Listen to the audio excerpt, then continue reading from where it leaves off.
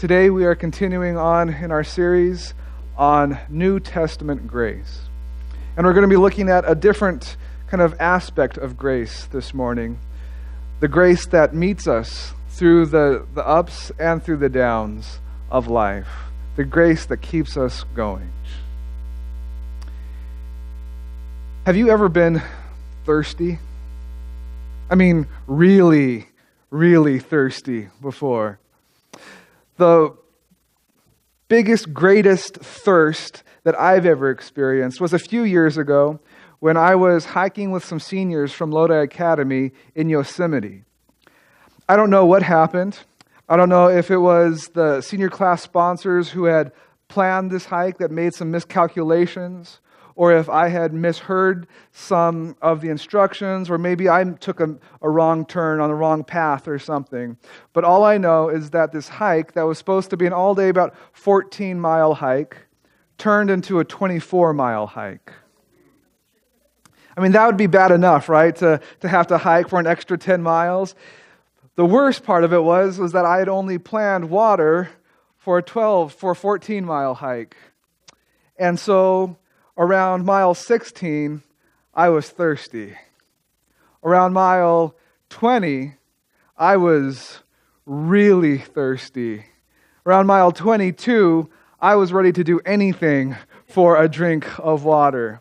And finally, I got to a little bit past mile 22. I got to a part of the trail which was more popular, and several people were there, and I could see that they were drinking from a fountain. And I was so excited to see that drinking fountain. You wouldn't believe it. If I had had more energy, I would have sprinted the entire way. But when I finally eventually made it there, oh man, that was the best drink of water I had ever had in my entire life. One of my favorite stories of grace that is found in Scripture talks about the offer of the best water available. It is the story of an encounter with Jesus and a Samaritan woman at Jacob's well. In fact, I love this story so much that I already preached a sermon on this story a few months ago. And I could probably preach an entire series on this story, but I won't. And in fact, we won't go into too much depth and detail this Sabbath. But if you want an in-depth analysis of this wonderful story, you can go check out our YouTube channel a couple series ago, the Greatness of Grace. I think it was the Assumptions of Grace. But I just want to hit some of the highlights of this amazing story. Jesus encounters this woman from Samaria coming to this well that was dug by Jacob. And it was in the middle of the day, and so Jesus was thirsty, and he asked her for a drink of water. And this initially confuses her, and she doesn't know what to think, what to do about it, because he's a Jew and she's a Samaritan, and they're natural-born enemies. They're distant cousins that just did not get along. But then Jesus kind of flips the script, and he ends up offering her water. He offers her living water that would eternally quench her thirst. And so this gets her curious. This gets her interested. But Jesus isn't talking about literal H2O. What he's actually talking about is grace. And to help her to get to understand this, he brings up what is probably the deepest, darkest, most painful chapter of her life. And it is the fact that she had been married 5 times before. And the man that she was currently living with was not her husband. And so with all of these painful memories bubbling to the surface, we don't know exactly what caused those 5 failed marriages, but whatever it was not a pleasant thing to experience. And so these memories and these feelings of pain and hurt and rejection and unfaithfulness or death started pouring over this woman. And so she tries to change the subject. She engages Jesus in a debate on theological details, religious minutiae. But Jesus stops her. He doesn't engage in this theological discussion. And instead, he tells her that there's something bigger happening. There's something far beyond, far superior to these details that she's wanting to focus on. And that if she doesn't see the big picture, if she just continues to get weighed down by these minute details, then she's going to miss it. She's going to miss out on the bigness and this amazing thing that is happening in this world. In fact, this amazing thing that is standing in front of her. Because Jesus tells her in not so many words, look, I know that your life hasn't turned out like you wanted it to. I know that you've experienced pain and hurt and things haven't gone according to plan. But there is something happening that is so much bigger that you will miss out on if you don't let go of these details. Because you're caught up with the details of coming out to this well to get water when I have a never-ending source of living water that I want to give you. You're caught up in the details, in the hurt of your 5 failed marriages, but I have a never-ending source of grace that I want to give you because I am the Messiah. And isn't that a lot like how we live our lives? We get caught up in the details, in the pain, in the hurt of our past histories. We get focused on the pain and the hurt of our current circumstances to the point where we have these blinders on and we miss out on the good, on the God that is standing in front of us, offering us grace. We get caught up and we want to fix things. In fact, if we had the open mic here, then we could probably fill the rest of this Sabbath day sharing our past and present hurts. And probably spend the entire weekend sharing our hurts and our ideas on how we could fix it if only we had the chance, if only we could go back in time, if only we had another opportunity. In fact, we wonder, why did this happen to us? And we think, if only I had told her I loved her, then she wouldn't have moved across the country. If only I hadn't made that mistake at work, I would still have a job. If only I hadn't insisted that we stop for food, then we wouldn't have gotten into that accident and he would still be alive. If only. And sometimes we even end up blaming God. God, why did you allow these problems to happen to me? Or at the very least, God, why didn't you fix the problems that I'm going through? But the truth is, God doesn't always give us what we want, but He always gives us grace. God doesn't always step in and fix that health diagnosis. God doesn't always step in and give us that dream job or that dream spouse or that straight A report card. But God always gives us grace. Andy Stanley, a well-known Christian pastor and author, writes, "We would prefer time travel, second chances, do-overs, but God opts for sustaining grace. Grace that leverages the past for a better future. Grace that fills the gaps created by our sin or the sin of others. Grace that allows us to honestly face and carry our pasts, but without being controlled by them. Grace that makes denial unnecessary." And this is what Paul is talking about when he writes to the Hebrews. In chapter 4, verse 16, Paul says, "Let us then approach God's throne of grace with confidence, so that we may receive mercy and find grace to help us in our time of need." When you are going through a time of need, what do you pray for? Is your first inclination to pray for the thing that you need or to pray for grace? I know my first inclination is to pray for what I'm needing. I pray to get that thing that I'm needing in my time of need. I pray for that situation to be resolved. I pray for my circumstances to be changed. I pray for people to treat me better. I pray for those details that I need. But the thing is, none of that is promised. What is promised, what is guaranteed, is grace.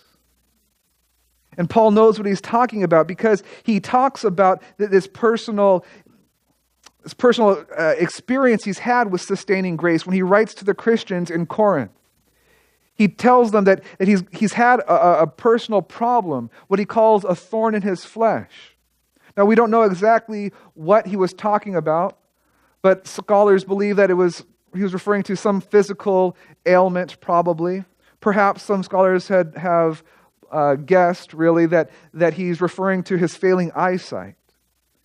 And he's asked God to take this from him, to remove this thorn in his flesh. And while we don't know what exactly it was, we know that it was serious. Because we read in 2 Corinthians chapter 12, verse 8, 3 times I pleaded with the Lord to take it from me, to take it away from me, Paul says. It wasn't just a little minor thing that Paul said, hey, God, if you got some time, I got a little, kink in my neck. Oh, no, God? Okay, it's all right. I'll just do some stretches and I'll work it out on my own. That's not what's going on here. Paul pleaded and begged and pleaded with God to take this thorn away from him, to take this thorn out of his flesh, to fix his problem.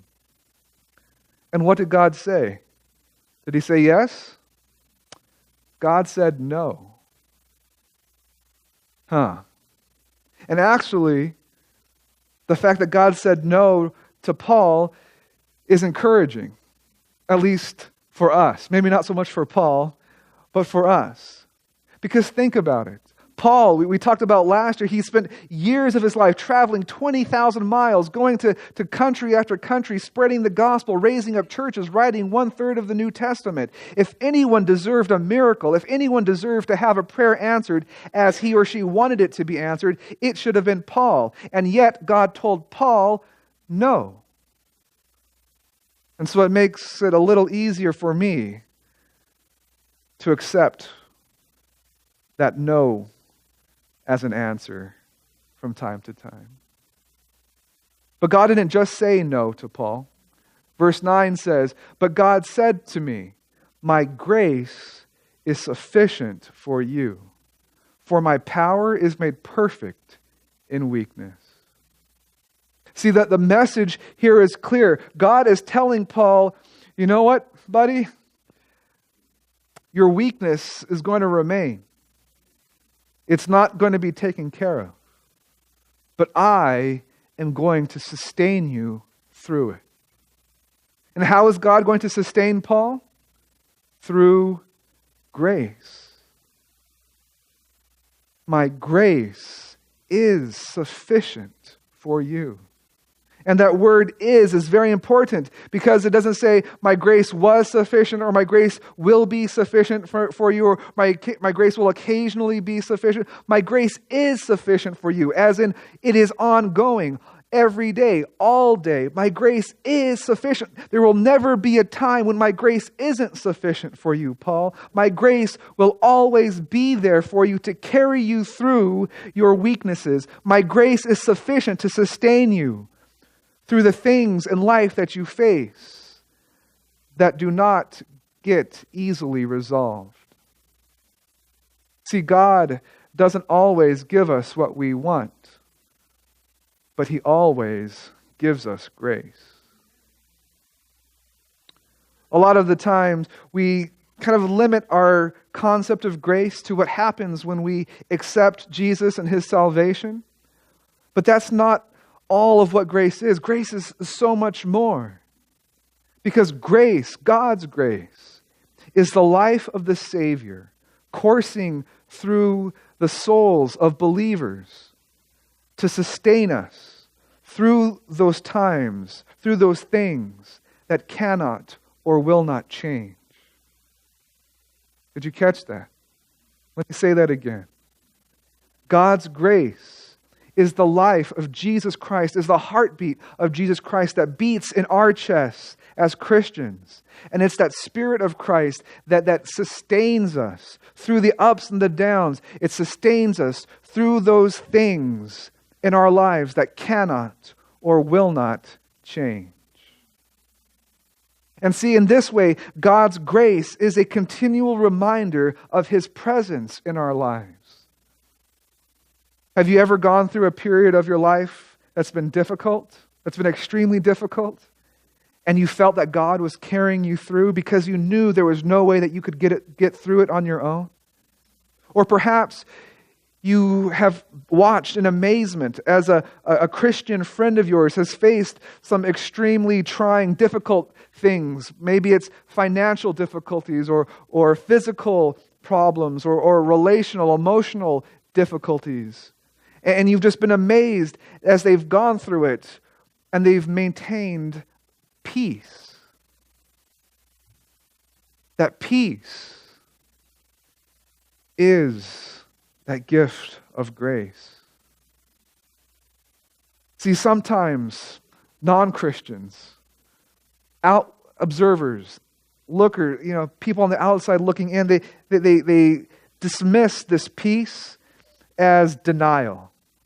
Oh, you don't really paying attention to what's happening. You're just sticking your head in the sand and you don't know what's going on. Sometimes even Christians dismiss this peace as denial as well. But it's not. This peace is so much more than denial. It's not denial what has been in my life or the peace that I've seen experienced by many other people. It's not that we don't think that anything bad is happening. We're not, oh yeah, everything's fine, I'm golden, no big deal, no problem. We know that we're really facing serious issues. We know that we're going through major difficulties and major problems. But we are not wrecked by it. We are not destroyed like others would expect us to be. Because God's grace sustains us and gives us that peace. And Paul knows what he's talking about here in Philippians. He writes to the Christians in Philippi, chapter 4, verse 7, "And the peace of God, which transcends all understanding, will guard your hearts and your minds in Christ Jesus." Paul says that there's this peace that we don't understand, that onlookers, that observers can't quite grasp. Why? When these people and these Christians, when their lives are crumbling all around them, how can they maintain peace? And sometimes we wonder ourselves when our lives are falling apart, how come we can maintain this sense of peace? How come we haven't lost our minds? Because God gives us this peace that we can't fully comprehend. He gives us this peace that sustains us through all of the difficult things that we face. We get this peace through His grace. God doesn't always give us what we want, but He always gives us grace. So this morning, some of us might be wondering, like that woman at the well, what can I do to get a hold of some of that living water? What can I do to get a hold of some of that sustaining grace? Well, it comes down to a choice. Do you believe in Jesus or do you not believe in Jesus? Do you believe in Jesus' life, His death, and His resurrection? Or do you not? Because grace starts with faith. But it doesn't end there. See, we all have developed coping strategies to deal with our past. We have developed coping mechanisms to deal with our current circumstances. And in fact, we've all developed coping mechanisms and coping strategies to handle the future uncertainties of life. But this sustaining grace, it doesn't become a reality in our life until we put away the self-serving, harmful methods of coping that we've developed.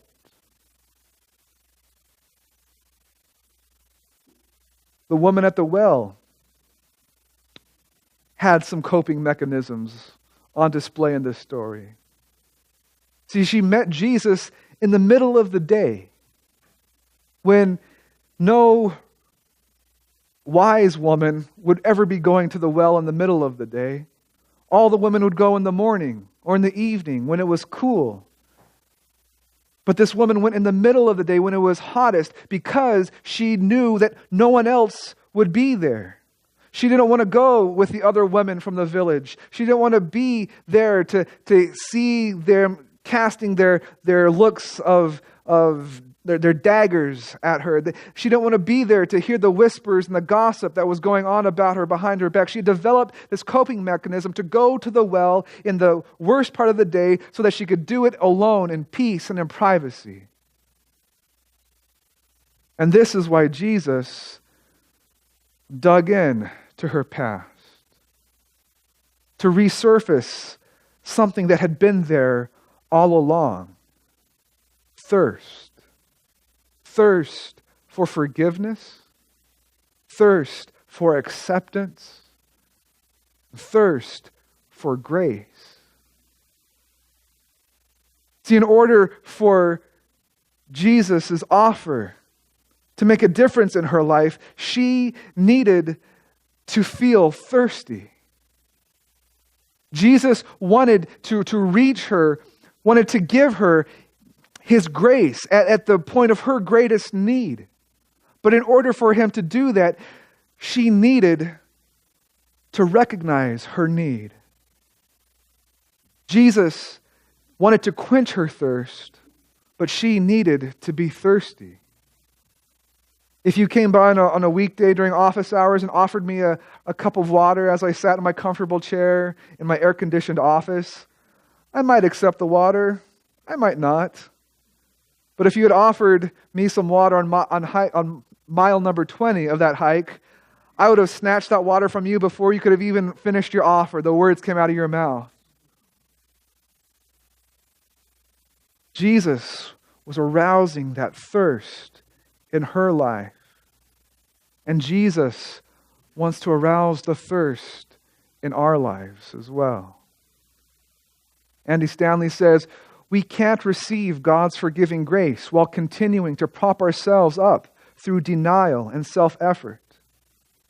How thirsty are you going to be for God's grace if you're just going around saying, oh, I'm okay, no big deal, I've got it, I'm okay, I'm fine. The past must be embraced before it can be overcome. Then we must declare our weaknesses and our need for God's sustaining strength in our present circumstances. We can't just keep avoiding our past. We can't just keep hiding and saying everything's okay. We need to acknowledge our weaknesses. We need to say that we can't do it on our own. We can't fix those problems on our own. And that we need God to quench that thirst that we have. Or as Ellen White says, Ellen White, one of the co-founders of the Seventh-day Adventist Church, she writes, look to Jesus always. Trust Him continually. Rise above discouragements. Rise above those 5 failed marriages. Rise above the thing that is hurting you the most in your life. And let the power of grace abide with you continually. Continually, because God's grace is sufficient for you and for me. The more closely you and I cling to Jesus, the more closely He will cling to us. See, this world, our culture, it tells us that we need to hide our weaknesses. Or at the very least, we need to compensate for our weaknesses. But Jesus encourages us to acknowledge our weaknesses, to state and to exclaim that we can't do it on our own, that we are incapable of being perfect on our own, that we have all messed up, we have all failed, we all have hurts and scars and pain. and then to cling to Him for the power of grace to sustain us in spite of our weaknesses. God doesn't always give us what we want, but He always gives us grace. And so, the next time we find ourselves in need of something, and we're praying for that new job to come, or we're praying for that special person to walk into our lives, or we're praying for that teacher to treat us better, remember to pray for grace as well. To boldly come to God's throne room of grace so that He will provide that grace to help us, to sustain us through those periods of life where the good seems so far away and the bad seems to be overwhelming. Because when we acknowledge our weaknesses, when we say we cannot do it on our own, we are opening the door for God's strength to be made perfect in our weaknesses.